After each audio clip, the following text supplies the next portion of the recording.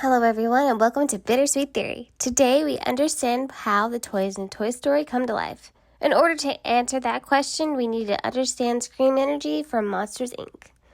As we all know, there are two different types of energies used in Monsters, Inc. Scream energy is the negative energy and laugh energy is the positive. Monsters extract that energy by using door stations. The scream extractor gives us a better understanding of how door stations are built. Like the extractor, the doors suck up the energy from the kids, not the sound. The energy is stored into containers to be used as power later on. If it was sound, then the monsters would be able to make as much sound as they wanted and never run out of power. We also know that the monsters are extracting screams from the Toy Story world. When the scarers are getting ready, we see Randall's assistant pull down different types of wallpaper. One of those wallpapers is blue and covered in white clouds like we see in Andy's room in the first Toy Story film. This would make Andy the right age to be matched up with Randall. Also, we see Jessie in Boo's room at the end of Monsters, Inc. How she got there is a theory for a different time.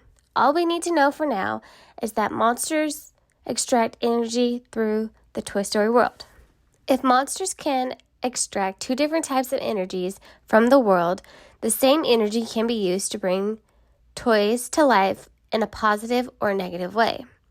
The reason why I believe this theory is true is because toys act more human-like than they need to.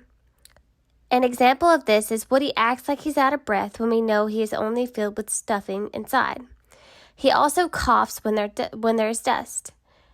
This would also explain why Buzz thinks he's the real Buzz Lightyear in the first film. The stronger the amounts of energy a kid has towards a certain toy, the stronger the emotions that the toy will have. This causes the kid and the toy to form a bond. Toys can also come to life due to the energy coming from other toys. This is why in Toy Story 2, Buzz, the second Buzz, and Zurg come to life after coming in contact with Andy's Buzz Lightyear. When a toy is no longer around their kid, the bond starts to weaken. This leaves the toy open to be influenced by other types of energies. This is where the negative energy can come in. Pete from Toy Story 2 is a good example. In Toy Story 2, Woody is separated from Andy and is exposed to the negative energy coming from Pete and the sad energy coming from Jessie. In the first film, Woody was so attached to Andy, he tries to get rid of Buzz. In the second film, he is ready to abandon Andy and go to a toy museum in Japan. This is because Andy is no longer around, keeping the energy or pouring energy into Woody, and he starts to change. Pete is the main villain in the story due to the fact that he came to life from the energy from other kids were creating bonds with toys around him. He never got to feel the full effect of positive energy until he came in contact with Al. Pete is loyal to Al because he is the one giving him the positive energy. Jessie and Bullseye are also receiving the positive energy from Al as well, making them loyal. When Buzz and the other toys come in, they still have Andy's energy and things start to change. Buzz and the other toys are still filled with his energy because they have had little contact with other toys or humans. So when Woody doesn't want to go back, Buzz reminds Woody of how he used to be.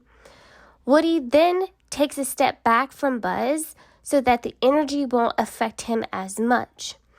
Woody starts to remember. To provide another case of this theory, in the first Toy Story film, the mutant toys you see in Sid's room are kind despite being ripped apart. That is because Sid's sister Hannah was the first human that made contact with them, the first human that they bonded with.